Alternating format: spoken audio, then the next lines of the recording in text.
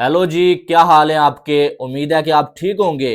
तो जनाब, फखर जमान को पाकिस्तानी टीम से निकाल दिया गया है और अभी तक ये बताया जा रहा है कि फखर जमान ने 2 मंथ के लिए आराम मांगा है कि मैं 2 मंथ जो है वो क्रिकेट से दूर रहना चाहता हूं और मुझे आराम की जरूरत है। लेकिन हकीकत हमें मालूम है कि हकीकत क्या है, फखर जमान क्यों 2 मंथ के लिए बाहर जा रहे हैं।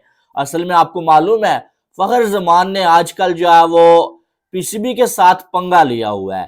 पहले जो है वो लीग्स के लिए एनओसी के चक्कर में फखर जमान ने पीसीबी को अच्छी खासी सुना दी थी और पूरे पाकिस्तान में बल्कि पूरी दुनिया में वो न्यूज जो है वायरल हुई थी कि फखर जमान ने पीसीबी के जो चेयरमैन साहब है उनको दब करवाई है। ठीक है। और उसके बाद फखर जमान ने जब बाबर आजम को ड्रॉप किया गया ना, तो फखर जमान ने बाबर आजम के हक में एक ट्वीट किया कि बाबर आजम दुनिया का बेहतरीन बल्लेबाज है, पाकिस्तान ने इससे बड़ा बल्लेबाज कोई जो प्रोड्यूस किया ही नहीं है।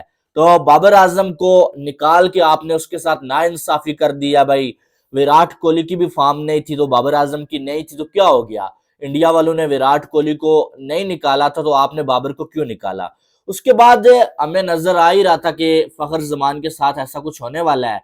अब ये न्यूज आ रही है कि फखर जमान ने 2 मंथ का आराम मांगा है। तो बस आराम मांगा नहीं, असल में फखर जमान को आराम दे दिया गया है। भाई आप बड़ी बातें करते हैं तो चलें आपको हम जो है वो सबक सिखा देते हैं। तो अब जो फखर जमान आपको 1.5-2 मंथ खेलते हुए नजर नहीं आएंगे और शायद इससे भी ज्यादा टाइम वो आपको खेलते हुए नजर नहीं आएंगे। पीसीबी ने शोकाज नोटिस जो है वो सेंड किया हुआ था फखर जमान को और फखर जमान ने उसके जवाब में भी बिल्कुल वही बोला जो पहले बोला था कि बाबर आजम मेरा भाई है, मेरा फ्रेंड है भाई। और बाबर आजम दुनिया का सबसे बेहतरीन बल्लेबाज है और उसके साथ आपने जो किया वो गलत किया। तो पीसीबी और ज्यादा तप गया। तो फिर जो फखर जमान के साथ ऐसा होना ही था। ठीक है। और फखर जमान ने कहीं ना कहीं अपने पाँव पे खुद कुल्हाड़ी मार लिया है। हमें मालूम है कि आप बाबर आजम के साथ खेले हैं, बाबर आजम के साथ आपका रिलेशन अच्छा है, लेकिन इसका ये मतलब नहीं है कि हर एक मामले में आप कूद पड़े और बाबर के साथ साथ अपने कैरियर को भी आप मुश्किल में डाल लें।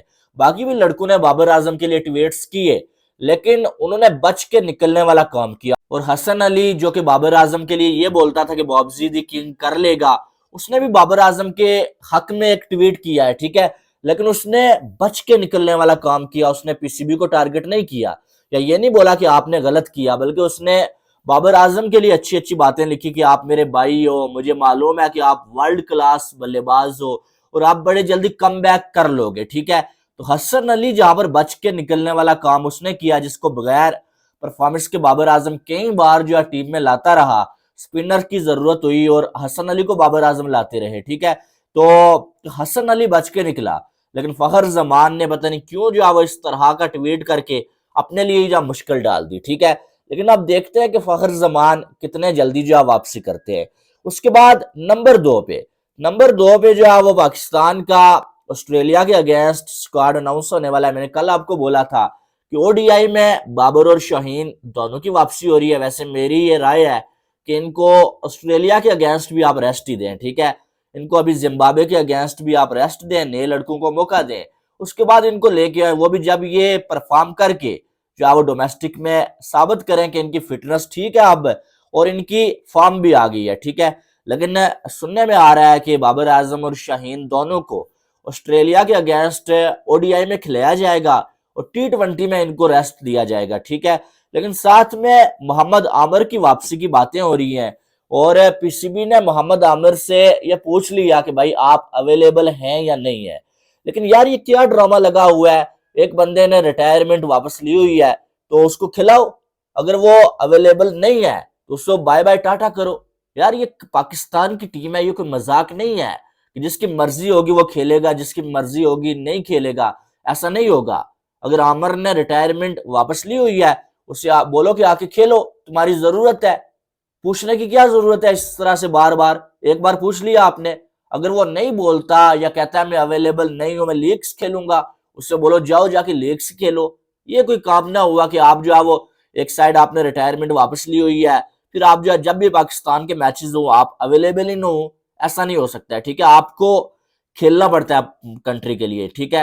लेकिन यहाँ पर ये मामला ही नहीं है। पीसीबी बार बार आमिर से ये पूछ रहा है कि आप अवेलेबल हैं या नहीं है और वो जो है कोई जवाब ही नहीं देता है, देता भी है तो कहता है मैं फिलहाल अवेलेबल नहीं हूँ। भाई हम जो है वेट करते रहे कि आप अवेलेबल होंगे, जब कोई लीग नहीं होगी आप पाकिस्तान के लिए खेलेंगे, किसी और को मौका दे दो, बोलो उनको कि यार ठीक है आमर है, इमाद है, जो भी है, कि अगर आपने लीग से खेलनी है जाओ जाके लीग से खेलो। आप पहले इतना अरसा नहीं थे तब भी टीम चल रही थी, या तो लीग्स खेलो या इधर खेलो। लेकिन ये इतना खिलाड़ियों को सर पे चाड़ना कि भाई आप खेलेंगे नहीं, प्लीज बता दे भाई किस लिए, इतने आपके पास बॉलर्स पड़े हुए हैं।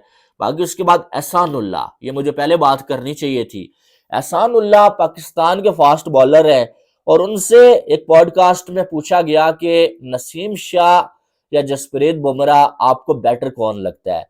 वो कहते हैं कि मुझे 110% जसप्रीत बुमराह से बेटर नसीम शाह लगते हैं। कर लिया बॉब्जी दी किंग वाली बात। बाबर ने बोला था कि नसीम शाह को अगर आखिरी ओवर में 10 रन चाहिए हो, नसीम और बुमराह में से किसी एक को बॉलिंग देनी हो, तो मैं नसीम को दूंगा। मुझे नसीम पे यकीन है वो बचा लेगा, बुमराह नहीं बचा सकेगा, ठीक है। और फिर उसके बाद नसीम शाह का करियर कहाँ खड़ा है आज आपको मालूम है। अब एहसानुल्लाह वो कहते हैं कि जो है वो बुमराह से बेहतर बॉलर जो है वो नसीम शाह है।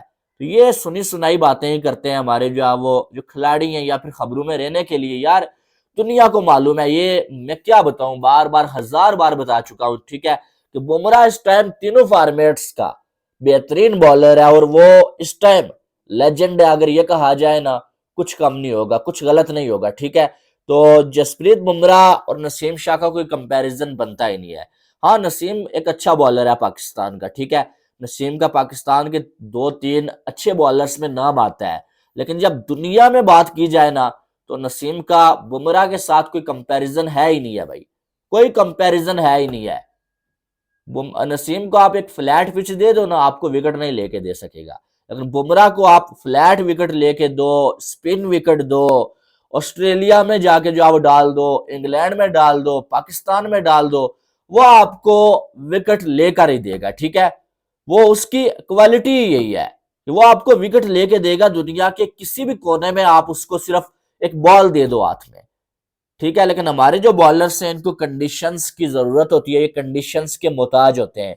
लेकिन जसप्रीत बुमराह, मैंने दुनिया का एक ऐसा बॉलर देखा है जो कंडीशंस का मोहताज नहीं है, ठीक है।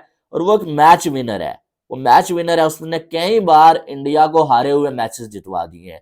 और वो जो पाकिस्तान के अगेंस्ट वर्ल्ड कप में जब रिजवान को बोल्ड करके मैच जो पलट दिया था ना, शायद ही जो वो इस तरह से किसी बॉलर ने अपनी टीम को जो है मैच में वापसी करवाई हो, वो भी इतने बड़े मैच में, ठीक है। लेकिन ये चले एक बचगाना सी बात है बुमराह के साथ जो नसीम शाह का कंपैरिजन करना। और ये जो लोग जो है इंटरव्यू लेते हैं उनकी भी हालत ही नहीं है, कोई व्यूज के चक्कर में आके बस यही इसी तरह के सवाल पूछते हैं, और कोई वीडियो वायरल हो जाती है तो उनका काम चल पड़ता है। बाकी तो कोई जो है वो इसका मकसद नहीं है।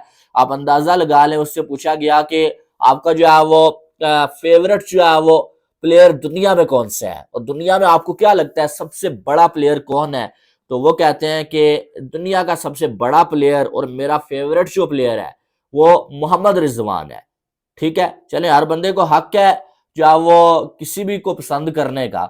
लेकिन उनसे जब ये पूछा गया कि क्या आपको सचिन तेंदुलकर पसंद नहीं है, क्या सचिन तेंदुलकर को आप जो है वो दुनिया का बड़ा बैटर नहीं मानते, क्या विराट कोहली को बड़ा बैटर आप नहीं मानते, क्या जो अब आप स्टीव स्मिथ को नहीं मानते, आप रूट को नहीं मानते, आप वसीम अकरम इमरान खान को नहीं मानते, तो वो आगे से कहते हैं नहीं मैं नहीं मानता, मैं बस मेरी नजर के सामने आता है मोहम्मद रिजवान है, वो लेजेंड है, और दुनिया का बेहतरीन कैप्टन, दुनिया का बेहतरीन प्लेयर जो है वो मोहम्मद रिजवान है, कोई और है ही नहीं है। ये जो है वो एहसानुल्लाह ने बोला। अब आपको मालूम है मोहम्मद रिजवान कैप्टन बनने वाले हैं, बल्कि बन ही चुके हैं। तो खिलाड़ियों को भी मालूम है कि भाई थोड़ी सी जो है वो लिफ्टिंग करेंगे तभी जो है वो फिर जो है वो टीम में भी आएंगे, क्योंकि पाकिस्तान में तो हमेशा से ये चलता हुआ आया है कि जिसका जितना उठाओगे वो आपको जो टीम में उठा के ले आएगा। तो एहसानुल्लाह को भी शायद अब आखिरी हाल यही नजर आ रहा है कि थोड़ा सा उठाओ और टीम में आ जाओ, क्योंकि परफॉर्म तो पहले किया हुआ था, उसके बाद जो फिटनेस के मसाइल रहे, टीम में वापस आ ही नहीं सके, पीसीबी ने इनकी जो है रिकवरी पे इतना काम ही नहीं किया सही तरह से, और आज ये बाहर बैठे हुए हैं। लेकिन उनका कहना है कि बुमराह से बेटर नसीम शाह हैं, और रिजवान दुनिया का बेस्ट कैप्टन और साथ में बेस्ट जो प्लेयर है। आपकी क्या राय है वो आपने कमेंट बॉक्स में बताना है। बाकी वीडियो को लाइक और चैनल को सब्सक्राइब करिएगा ताकि आने वाली तमाम अपडेट्स आपको बर वक्त मिल सके। मिलते हैं नेक्स्ट वीडियो में। अपना बहुत सारा ख्याल रखिएगा। Love you all. Allah Hafiz.